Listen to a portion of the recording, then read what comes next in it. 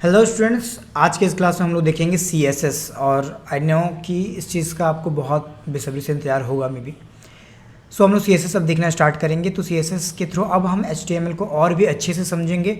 जो भी थोड़ी बहुत कमियां रह गई हैं उसको हम लोग अब इस CSS के ट्यूटोरियल के थ्रू हम लोग इसको पूरी तरीके से कंप्लीट करेंगे। ओके, तो CSS एक ऐसी चीज़ है जिसके अंदर हमें बहुत सारी चीज़ें, जैसे कि आप बहुत सारे यूट्यूब्स वगैरह में देखते होंगे कि हमें बहुत सारी चीज़ें CSS में सीखनी होती हैं, ठीक है। बट हम आपके लिए इस चीज़ को थोड़ा आसान करते हैं क्योंकि हम वही चीज़ें आपको पढ़ाना चाहते हैं जो कि एक्चुअली ज़रूरी हैं, ठीक है, फ़िलहाल के लिए। लेटर ऑन आप क्या करते हो, उसी चीज़ के ऊपर बहुत ही ज़्यादा रिसर्च करते हो और उसके बाद आपको पता चलता है कि और भी क्या क्या चीज़ें हम बना सकते हैं। ओके, सो इस चीज़ में हम सिंपली क्या करेंगे, ये देखेंगे CSS में क्या क्या चीज़ें रिक्वायरमेंट है, हम क्या क्या चीज़ें यूज़ करते हैं सिंपली, ठीक है। तो इन CSS हमें सिर्फ और सिर्फ 4 चीज़ों की ज़रूरत है। ओके, 4। नंबर 1, हमें ये पता होना चाहिए कि सिलेक्शन कैसे करते हैं, ठीक है। नंबर 2, सिलेक्शन यानी कि हमें बस एक बार ये पता चल जाए कि CSS के थ्रू हम लोग किस तरीके से अपने HTML के सारे एलिमेंट्स को सेलेक्ट कर सकें। अगर ये मुझे पता चल जाए तो ऑब्वियसली हम किसी को भी सेलेक्ट करने के काबिल हो जाएंगे, तभी तो उसके बाद आप उसके ऊपर स्टाइल्स वगैरह परफॉर्म करोगे, ठीक है। नंबर 2, उसके बाद हम लोग ये देखेंगे कि अलाइनमेंट कैसे करता है। अलाइनमेंट क्या होता है, एक बहुत नेसेसरी चीज़ है। आपको हमारे इस पूरे के पूरे प्रेजेंटेशन में आपको सिर्फ और सिर्फ ये अलाइनमेंट ही वो वाली चीज़ है जो आपको अच्छी लग रही है, ठीक है। अलाइन अगर है परफेक्टली, कोई भी चीज़ अगर अपने जगह पे है, एकदम सेंटर में आप कह सकते हो, तो ही वो आपको बहुत ज़्यादा अच्छा लगेगा, ठीक है, वो आई कैचिंग होता है। तो मुझे अलाइनमेंट कैसे करते हैं CSS में ये समझ लेंगे, क्योंकि बाय डिफ़ॉल्ट आपके जितने सारे चीज़ें आती हैं HTML में तो स्ट्रक्चर है, तो ये 1 by 1, क्योंकि वो ब्लॉक लेवल टैग्स होते हैं, 1 by 1 करके आता है, जो कि अच्छा नहीं लगता है, राइट। नंबर 3, हम लोग को ये पता होना चाहिए कि पोजीशनिंग कैसे करेंगे, ठीक है। पोजीशनिंग हमें पता होनी चाहिए। एंड नंबर 4, पोजीशनिंग का मतलब सिंपली ये होता है कि अगर आपके पास एक ऐसा पावर आ जाए CSS के थ्रू कि आप HTML के किसी भी एलिमेंट को कहीं से भी उठा के कहीं भी रख सकते हो, क्योंकि हमें पता है कि HTML के सारे एलिमेंट्स का जो डिस्प्ले टाइप होता है वो ब्लॉक ही होता है, ठीक है। यानी कि वो अपने ऊपर किसी दूसरे एलिमेंट को आप यूज़ ही करने नहीं देगा, राइट। तो इसके लिए हम लोग क्या करेंगे, सिंपली अगर वो ऑब्वियसली अगर वो यूज़ करने नहीं देगा तो हम लोग के पास बहुत बार ऐसे कंडीशंस आते हैं CSS के थ्रू, जब हम लोग क्या कर रहे होते हैं कि किसी भी चीज़ के ऊपर, किसी ब्लॉक लेवल चीज़ों के ऊपर, उसके ऊपर कोई और चीज़ हमें डालनी होती है। फॉर एग्जांपल अगर आपके पास बहुत अच्छा सा एक बैनर है तो आप चाहोगे ना उसके ऊपर आप कुछ टेक्स्ट वगैरह लिख पाओ, तो ये टेक्स्ट उसके ऊपर जाएगा कैसे, ठीक है। तो यस, कैसे जाएगा, कैसे ऐसे जाएगा। हम पोजीशनिंग के बारे में सीखेंगे। तो एक बार आप पोजीशनिंग समझ जाओगे तो आपको ये पता चल जाएगा कि वेबसाइट्स में अपने HTML के एलिमेंट्स को, स्ट्रक्चर्स को जहाँ मन तहाँ, जहाँ आपका मन करे आप वहाँ प्लेस कर सकते हो, ठीक है। एंड नंबर 4, रिस्पॉन्सिवनेस, जो कि बहुत ज़रूरी है, ठीक है। रिस्पॉन्सिवनेस, ठीक है, ये आपको बहुत ज़्यादा नेसेसरी है। क्यों नेसेसरी है, क्योंकि आप सोच के देखो कि आज के टाइम पे वेबसाइट्स आप ज़्यादातर सिर्फ लैपटॉप्स में ही ना होके थोड़े बड़े स्क्रीन्स में, टैबलेट्स में, मिनी लैपटॉप्स में, मोबाइल फ़ोन्स में, फ्लिप वाले मोबाइल फ़ोन्स में, फ़ोन को लैंडस्केप व्यू में, इतने सारी चीज़ें आप करके देख सकते हो, ठीक है। तो इतने सारे डिवाइसेस के लिए तो हमारा अगर इतना बड़ा हमने डिज़ाइन बना दिया तो छोटे छोटे डिवाइसेस में अगर हम उसको सेट करेंगे तभी तो वो सारे यूज़र के लिए अच्छा यूज़र इंटरफेस बन पाएगा, राइट। अदरवाइज़ फ़ोन में आपको इतनी बड़ी बड़ी चीज़ें दिखेंगी, ठीक है, तो अच्छी नहीं लगेंगी। तो हमें फ़ोन में सारी चीज़ों को छोटा करना है, उसको सजा के डालना है, दैट्स इट। नंबर 5 में आते हैं। नंबर 5 एक बोनस पॉइंट आप समझ के रखिए, ठीक है, जो कि हाँ सीखना ज़रूरी है, विच इज़ एनिमेशन, जो कि आपको बहुत ज़्यादा मतलब कि एक्सपर्ट बना देगा सॉरी। तो यहाँ पे एनिमेशंस को सीखना बहुत ज़्यादा इंपॉर्टेंट आप कह सकते हैं CSS में, क्योंकि मोस्ट ऑफ द वेबसाइट्स में अगर मुझे यूज़र का इंटरेक्शन यानी यूज़र का अटेंशन अगर मुझे लेना है तो एनिमेशंस देना है, ओके। आफ्टर ऑल सिर्फ एनिमेशन से नहीं, बहुत अच्छे अच्छे डिज़ाइंस, आपको अच्छे अच्छे कलर्स, अच्छे अच्छे फॉन्ट्स भी यूज़ करने होते हैं, ओके। इन सभी चीज़ों को जानने से पहले ये तो जान लें कि HTML के डॉक्यूमेंट में हम CSS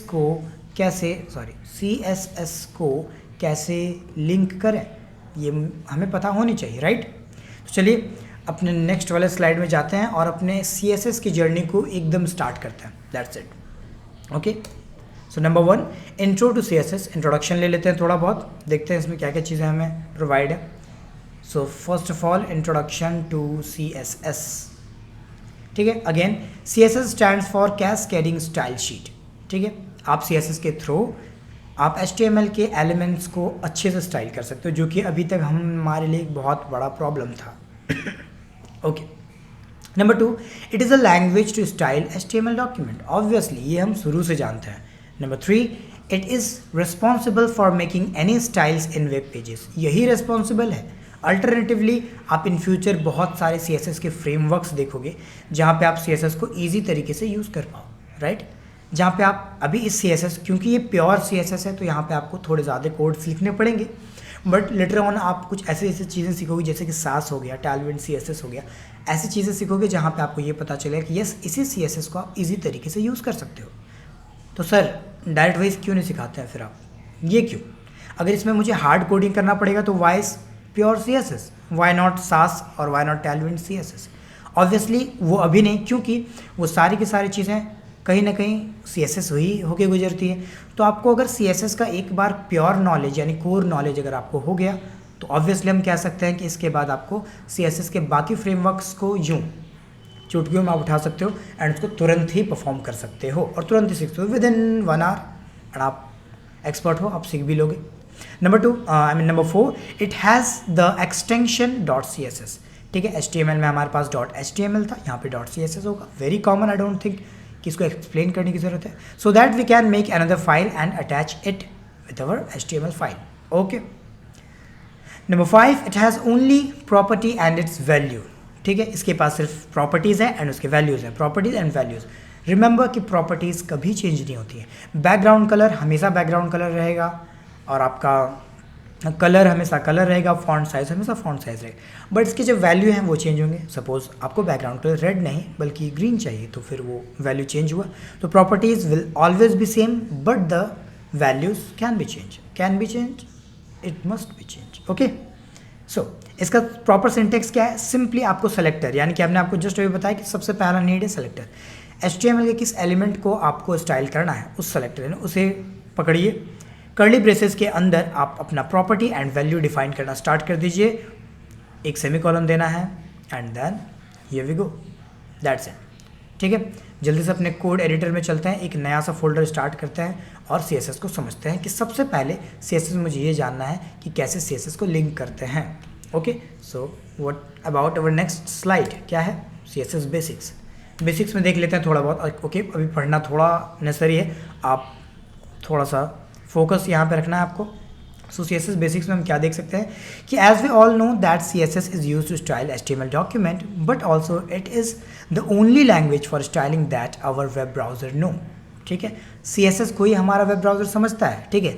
इन फ्यूचर आप सास यूज़ करो, लेस यूज़ करो, कुछ भी यूज़ करो, बिहाइंड द सीन वो CSS में ही कन्वर्ट होकर हमारे ब्राउज़र को समझाता है कि भैया ये वही वाले CSS है जो हम लोगों ने स्टार्टिंग में सीखा है। Okay, though we can use many things in alternate of pure CSS like Sass, Less, Tailwind CSS etc. ये सब हम इन फ्यूचर यूज़ कर सकते हैं, बट हाँ आपको पहले CSS की कंप्लीट नॉलेज होनी चाहिए, नॉट ओनली कंप्लीट बट हाँ जितना हम आपको बता रहे हैं एटलीस्ट अगर आपको उतना भी नॉलेज है तो यस आप Sass, Less, Tailwind CSS के ऊपर ईजिली मूव कर सकते हो, ठीक है। बट बिहाइंड द सीन जैसे कि हमने आपको बोला कि ब्राउज़र क्या करता है कि इसी आप किसी भी लैंग्वेज किसी भी फ्रेमवर्क को यूज़ करो, Sass, Less, Tailwind CSS, इसको बिहाइंड द सीन CSS के प्योर CSS फॉर्मेट में कन्वर्ट करके ब्राउज़र को सबमिट कर दिया जाता है एंड ब्राउज़र उसे हमारे HTML डॉक्यूमेंट्स के ऊपर यूज़ कर लेता है, दैट्स इट। उसके बाद चलते हैं, you can design any web page through CSS, आप लिटरली किसी भी तरीके के वेब पेज को डिज़ाइन कर सकते हो, नो मैटर्स हाउ कॉम्प्लेक्स, जितना भी वो कठिन हो आप उसको कर सकते हो, as it provides a huge customization, literally a huge customization. अगर आप सिर्फ डिज़ाइनिंग की बात करो तो आप CSS में ये सवाल पूछ ही नहीं सकते हो कि क्या सर हम ये काम कर सकते हैं, क्योंकि ये सवाल पूछने की नीड है ही नहीं। ऑब्वियसली आप कर ही सकते हो, आप कर ही सकते हो, नहीं आप करोगे ही एंड हम भी इसको करेंगे। Okay, so through out this course आपको इस चीज़ की पूरी नॉलेज हो जाएगी। ओके, एंड बिलीव मी, हमने आप ही के लिए इस चीज़ को बहुत ज़्यादा कैटेगरीज वाइज में हमने डिफाइन किया है, जैसे कि हमने HTML को भी किया था। तो आई थिंक 2 की 3 क्लासेस में आपको 2 की 3 वीडियो लेक्चर्स में आपको समझ में आ गए थे कि HTML में कितने टाइप्स के टैग्स हो सकते हैं, पॉसिबिलिटीज़ क्या हैं। वैसे ही भी हमने यहाँ भी क्या कर दिया है, आपको कस्टमाइज़ करके दे दिया है। आई मीन कैटेगरी वाइज में बांट दिया है कि पहले सेलेक्शंस होंगे, फिर अलाइनमेंट करना सीखेंगे हम लोग, पोजिशनिंग, रिस्पॉन्सिवनेस, बोनस पॉइंट के लिए एनिमेशन सीखेंगे, दैट्स इट, फिर ख़त्म। आप कोई भी एंड ये 4 टॉपिक जैसे ही ख़त्म होंगे, सीरियसली पूरा CSS आप कैसे हो तो ख़त्म हो गया। बट हाँ, अगेन आपको एक्सपेरिमेंट्स करते रहनी है, आपको नई नई चीज़ें डेवलप करनी है, इमेजेस और अच्छे से कैसे ऐड होंगी, कैसे बहुत सारे कलर्स को हम यूज़ कर सकते हैं, कैसे बहुत सारे फॉन्ट्स को यूज़ कर सकते हैं, ये आपके ऊपर डिपेंड है। एंड आपको एक्सपेरिमेंट करते रहनी है, because this is a pure practice journey. आपको प्रैक्टिस के ऊपर पूरी की पूरी फोकस लगा देनी है। ओके, लास्ट देखते हैं। In brief you can say that each and every UI means user interface, जो यूज़र देखता है, that you see in websites are made by CSS only. Obviously सारी की सारी चीज़ें, तो आप सिर्फ HTML आपने सीख लिया है, CSS को समझने के बाद आप लिटरली किसी भी वेबसाइट को आप डिज़ाइन कर सकते हो। ठीक है, हाँ, लेटर ऑन वो बात की चीज़ें, किसी बटन को आपने क्लिक किया तो फॉर्म आ गया अच्छे तरीके से, तो क्लिक इवेंट्स या फिर किसी तरीके के इवेंट्स, ये सारी की सारी चीज़ें हम लोग जावास्क्रिप्ट के थ्रू टैकल करेंगे। तो ऑलमोस्ट आप बिना मतलब एटलीस्ट एक वेब पेज का आप लेआउट, किसी वेब पेज का लेआउट उसके डिज़ाइन के साथ आप बना सकते हो। लेटर ऑन जब हम लोग जावास्क्रिप्ट सीखेंगे तो उसी वेबसाइट में जहाँ जहाँ हमने बटन्स को डिज़ाइन किया था, उस बटन के ऊपर क्लिक वाला फंक्शनलिटी यूज़ कर लेंगे, that's it. Okay, so next slide. CSS के सिंटैक्स क्या होते हैं, इन सब चीज़ों के बारे में थोड़ा और समझते हैं। देखिए, सबसे पहले CSS में ये जानना बहुत ज़रूरी है, ठीक है, कि CSS syntax is very simple to understandable, बहुत सिंपल होता है, लिटरली ज़्यादा कुछ होता ही नहीं है। It is as similar as objects. अगर आप लोगों को थोड़ी बहुत ऑब्जेक्ट्स की नॉलेज है, जो कि हम लोग जावास्क्रिप्ट या फिर आप किसी प्रोग्रामिंग लैंग्वेज का अगर बात करें, तो आपको समझ में आएगा कि हम CSS में सिर्फ और सिर्फ ऑब्जेक्ट से लिखते हैं। ओके, ठीक है, हमें इसमें क्या क्या प्रोवाइड होते हैं, तो एक हम इनलाइन CSS यूज़ कर सकते हैं, जो कि हम किसी भी टैग के साथ ही यूज़ कर सकते हैं। ठीक है, राइट, किसी भी टैग के साथ ही आप इनलाइन CSS को यूज़ कर सकते हैं। नंबर 2, इंटरनल CSS भी यूज़ कर सकते हैं, जो कि हम हेड टैग के अंदर स्टाइल नाम का एक टैग डालेंगे, उसके अंदर हम अगेन अपना CSS यूज़ करना स्टार्ट करेंगे। Number 3, external CSS। External CSS क्या होता है, तो एक्सटर्नली यानी कि आप अलग सा एक फ़ाइल बनाओ, उसमें अपने स्टाइल्स को लिखो और उसी फाइल को अपने HTML वाले डॉक्यूमेंट के साथ अटैच कर दो, एंड दैट्स इट। अब हम लोग समझेंगे कि सर देन अगेन हमारे पास इनलाइन CSS है, इंटरनल CSS है, एक्सटर्नल CSS है, तो फिर सीखें क्या, हम इन सारी चीज़ों में क्या प्रॉब्लम्स हैं, क्या सॉल्यूशंस हैं, इन सारी चीज़ों के बारे में बात करेंगे एंड क्यों वो इंपॉर्टेंस रखती हैं, ये भी बात करेंगे। ठीक है, तो अब ज़्यादा आपको बोर नहीं करते हुए चलते हैं अपने कोड एडिटर पे। ठीक है, डायरेक्टली सो यहाँ पे हम आपके लिए एक सिंपल सा एक न्यू फोल्डर बनाते हैं, जिसका नाम हम चेंज कर देते हैं, क्योंकि हम CSS सीखने जा रहे हैं। सो CSS फोल्डर का नाम हमने चेंज कर दिया, simply yes I want to change. Okay, ऐसा एक ऑलरेडी बना हुआ है, सो हम लोग ये ना करके कुछ और नाम देते हैं। So first CSS, that's it. Okay, अपना विजुअल स्टूडियो कोड को ओपन कीजिए, सिंपली Ctrl+Shift+N प्रेस कीजिए, एक न्यू पेज ओपन होगा। I think you know very well this things and then first CSS को सेलेक्ट कीजिए, that's it, and drag and drop, that's it, very common. Okay, पहला file हमारा बनेगा index.html का, ready हो गया।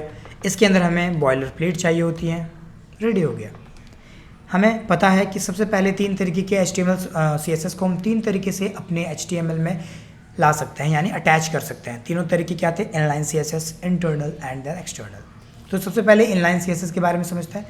तो फिलहाल के लिए एक HTML ले लेते हैं, which is let's go for H1 tag. So हम यहाँ लिख देते हैं दिस इज़ AICTPVT.LTD, जो भी है। ओके, इसको हम फिलहाल के लिए यूज़ करते हैं एंड पहले इसको रन कर लेते हैं। Open with live server, very simple, run हो जाओ। Okay, so this is AICT private limited, ये आपको दिख गया। एंड अब हम इसमें सिंपली क्या करते हैं, अगर मुझे इनलाइन CSS यूज़ करना है तो उसके लिए कोई झमेला नहीं होता है। सिंपली आप अपने एट्रीब्यूट वाले सेक्शन में आओ, सिंपली यहाँ पे आई थिंक यू नो। इस फाइल को फिलहाल के लिए एक्सप्लोरर को हम बंद करते हैं। इसके अंदर स्टाइल नाम का एक आप एट्रीब्यूट पास करो। जैसे आप पास करो, अब क्योंकि आप विजुअल स्टूडियो कोड यूज़ कर रहे हो तो feel free to hit enter. जैसे आप एंटर हिट करोगे इक्वल टू इन्वर्टेड कॉमा आ जाएगा। That's it. इसमें हमने प्रॉपर्टी का नाम लिखा, बैकग्राउंड कलर, आपको याद होगा हम ये बहुत किया करते थे HTML के टाइम भी, बैकग्राउंड कलर रेड। सेव किया हमने इसे, सी बैकग्राउंड कलर रेड हो गया। ब्राउज़र को भी बड़ा कर लेते हैं, ओके। एंड देन यहीं पे आप सिंपली एक सेमीकोलन डालो और दूसरा प्रॉपर्टी वैल्यू फिर से डाल दो।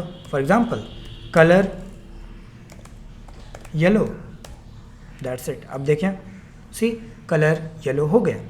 तो अभी हम क्या लिख रहे हैं, इनलाइन CSS, क्योंकि ये टैग के जस्ट इनलाइन में ही है, उसी के लाइन में ही है। फिर से आप सेमीकोलन डालो and again you will go for another property which is font size. Let's go for 50 pixels. गए, सी चेंज हो गया। You have आप जितने भी सेमीकोलन्स डालो एंड प्रॉपर्टीज वैल्यूज डालते रहो। फॉर एग्जाम्पल अभी अगर एक और चीज़ यूज़ करें तो फॉन्ट का स्टाइल क्या होगा, तो let's go for where is that, italic is there italic, okay. Font size I had choosed again font size, so font not size, font style. आपको सारे सारे सजेशन इसमें मिलते ही हैं। एंड अगेन इस चीज़ को लेके ये कभी नहीं सोचना है एंड इस मिथ के ऊपर कभी नहीं जाना है कि हमें नोट पैड वगैरह में ही कोड करनी चाहिए ताकि हमें कोड के ऊपर अच्छा कंसेप्ट बना रहे। ठीक है, ये कंसेप्ट बनाने की काम आपकी है, हैंड्स ऑन करने का काम आपका है। तो आपको जब ऐसे सजेशंस आने लगते हैं तो आपको ये भी पता चलता है कि यस, फॉन्ट स्टाइल के प्रॉपर्टी में इटैलिक ही नहीं बल्कि normal, oblique, calc, inherit, initial, unset, ऐसे बहुत सारी चीज़ें हैं। ठीक है, तो गो फॉर दैट और इन सब चीज़ों को अच्छे से समझना है आपको, ओके। सो फॉन्ट स्टाइल में हमने कर दिया इटैलिक, जैसे हमने इटैलिक किया, सी इटैलिक हो गया। बट अब हम बात करते हैं तो क्या सर हम लोग इनलाइन CSS ही यूज़ करेंगे? नहीं, बिल्कुल भी नहीं। क्यों नहीं यूज़ करेंगे सर? क्योंकि आप देख सकते हो कि ये बहुत ज़्यादा ही ओवरवेलमिंग हो गया है। आपके लिए आपके पास सिर्फ एक H1 नाम का टैग था जिसके अंदर this is AICT private limited नाम का एक छोटा सा कंटेंट था। अब इसी चीज़ को आपने क्या किया कि स्टाइल इनलाइन CSS करने के वजह से आप इसके अंदर देखो कितने सारी चीज़ें आपने डाल दिया। तो ये बहुत रीडेबिलिटी को बहुत ज़्यादा मतलब प्रॉब्लम पहुंचा सकता है। अब पहुंचा क्या सकता है, पहुंचा रहा है। ठीक है, हमें इतनी सारी चीज़ें नहीं दिखनी है, फिर पढ़ने में बहुत रीडेबिलिटी बहुत ज़्यादा ख़राब हो गया, राइट। तो हम ऐसे इनलाइन CSS को अपने HTML में फिजूल के यूज़ नहीं करेंगे, ओके। क्यों करेंगे, कब ऐसी मतलब वो अभिमन्यु का चक्रव्यूह कब आ जाएगा जब हमें ये यूज़ करने ही पड़ेंगे, वो हम लोग सीखेंगे। बट उसके पहले सिंपली इसको हटाते हैं एंड एज इट इज़ से रहने देते हैं। सो Ctrl Z, बेसिकली ज़्यादा कुछ नहीं कर रहे हैं हम, okay. So this one was the explanation about inline CSS, okay. Now will go for internal CSS। Internal CSS का मीनिंग आप सुन के समझ में आ रहा है कि हाँ ये HTML डॉक्यूमेंट के अंदर ही होगा। सो अगेन हम बहुत सारे स्टाइल्स लिखने के लिए जा रहे हैं, तो सिंपली बहुत सारे स्टाइल्स के लिए हम लोग क्या करेंगे, यहाँ पे एक स्टाइल टैग आप हेड टैग के अंदर भी दे सकते हो, ठीक है, बट हेड बॉडी से आपको ऊपर रहना, ठीक है। हम प्रेफर करते हैं यहाँ देने का, आपको एक स्टाइल टैग देना है। अगेन हम ये बॉडी के ऊपर क्यों लेके गए, क्योंकि ये मेटा डेटा है, बिकॉज इसके पास सारे के सारे नॉलेजेस यानी जानकारी इन्फॉर्मेशन रहेंगी अपने बॉडी के अंदर डिफाइन किए हुए जितने भी एलिमेंट्स हैं। तो अब यहाँ पे सिंपली मुझे सबसे पहला काम विच इज़ सिलेक्शन, मुझे सेलेक्ट करना है किसे, H1 को, ठीक है। और कर्ली ब्रेसेस के अंदर अगेन फिर से वही कहानी चालू। तो अभी फिलहाल मेरा डॉक्यूमेंट कैसा दिख रहा है, एज इट इज़ जैसा पहले दिख रहा था। अब इसको background colour property and then value, let's go for aqua and colour, let's go for blue violet, font size again 50 pixels, font style for italic, ठीक है। सेम थिंग हमने यहाँ भी कर दिया, ओके। बट अगेन क्योंकि हमारे पास इंटरनल CSS के अलावा एक्सटर्नल CSS भी है, तो आप नहीं चाहोगे कि हमारे HTML वाले में सिर्फ और सिर्फ हमारा HTML के सारे के सारे एलिमेंट्स रहें, वहाँ पे हम सिर्फ और सिर्फ अपना HTML ही लिख सकें। मुझे वहाँ पे CSS नहीं लिखनी है, मुझे CSS एक सेपरेट फाइल में चाहिए, सो दैट अगेन रीडेबिलिटी वाली बात आ गई। तो आपको रीडेबिलिटी प्रोवाइड करनी है, ओके। क्योंकि देखा जाए तो आपके जो कोड होते हैं वो इन फ्यूचर कोई और ही डेवलपर्स पढ़ रहे होते हैं, जिसे हम टेस्टर कहते हैं, टेस्टर, ओके। वेदर काफ़ी ज़्यादा ख़राब है, थोड़ी बहुत खांसी आती है। आई डोंट थिंक कि आपको इससे प्रॉब्लम है, होनी भी नहीं चाहिए, because this is very natural. Okay, so चलिए back to basic. So internal CSS भी हम यूज़ नहीं कर सकते क्योंकि ये वाली प्रॉब्लम हो ही रही है, क्योंकि आप देखो कि आप एक सिर्फ H1 को स्टाइल करने के लिए आपने इतने सारे कोड लिख दिए, राइट। अब आप सोचो कि आपके ऐसे तो आपके HTML में बहुत सारे स्ट्रक्चर्स आएंगे, बहुत सारे एलिमेंट्स आएंगे, सबके लिए अगर आप इतनी सारी चीज़ें अगर आप लिखना स्टार्ट कर दोगे, फिर तो आप समझ लो कि CSS ही हो जाता है। कम से कम अगर नॉर्मल CSS आप छोटा सा वेब पेज भी बना रहे हो, लैंडिंग पेज भी, तो आपको कम से कम 500 to 600 लाइन्स ऑफ CSS लिखने पड़ सकते हैं, ठीक है। तो इसीलिए हम इसे भी खारिज करते हैं, यानी कि ख़त्म करते हैं, नहीं चाहिए मुझे ये। ओके, सो अब नहीं चाहिए तो क्या कर सकते हैं हम, सिंपली अब चलेंगे एक्सटर्नल CSS के ऊपर। तो अपने एक्सप्लोरर में आ गए, हमारे फर्स्ट CSS नाम के फोल्डर में एक और फाइल बनेगा विच इज़ कॉल्ड style.css। बन गया, रेडी। नाउ index.html को ये कैसे पता चलेगा कि style.css नाम का एक और फाइल है? How will he know? HTML ही है क्या? आई डोंट थिंक, ही और सी जो भी हो। ओके, सो अगेन आप कह सकते हो, इसे बंद करते हैं, आप कह सकते हो कि अब ये जो style.css नाम का जो फाइल है वो अल्टीमेटली हमारे बॉडी में जितने सारे एलिमेंट्स आएंगे उनको स्टाइल करने का काम करेगा। तो हम कह सकते हैं कि ये हमारे लिए एक मेटा डेटा है, राइट, यानी डेटाज ऑफ डेटा है। इसलिए हम इसको हेड टैग के अंदर कहीं भी लिंक करेंगे।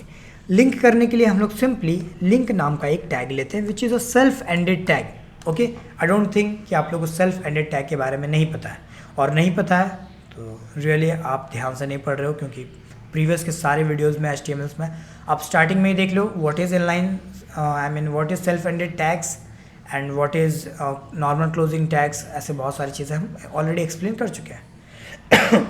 सो लिंक टैग में हम जाएंगे, इसका सबसे पहला एक एट्रीब्यूट आता है which is rel। rel means relation. तो आप एक बार सोच के देखो कि index.html के साथ हमारे style.css का क्या रिलेशन हो सकता है, ठीक है। आई नो कि हम ये वीडियो को बना रहे हैं तो आप उधर से रिस्पॉन्स तो नहीं दे सकते हो, इसलिए हम जल्दी बता देते हैं। So this is style sheet, right. ये क्या है हमारे लिए, एक स्टाइल शीट है। रिलेशन क्या है, स्टाइल शीट। ओके, अब थोड़ा सा आगे बढ़ते हैं। इसको स्टाइल, ये तो बता दिए कि आपको हम जो भी फाइल प्रोवाइड करने वाले हैं वो आपके लिए एक स्टाइल शीट है, राइट।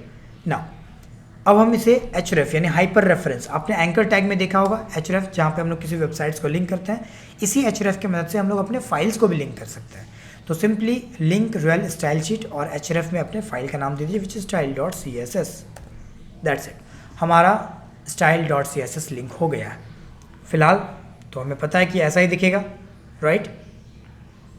तो अब हम चलते हैं, यहाँ पे कोड करेंगे।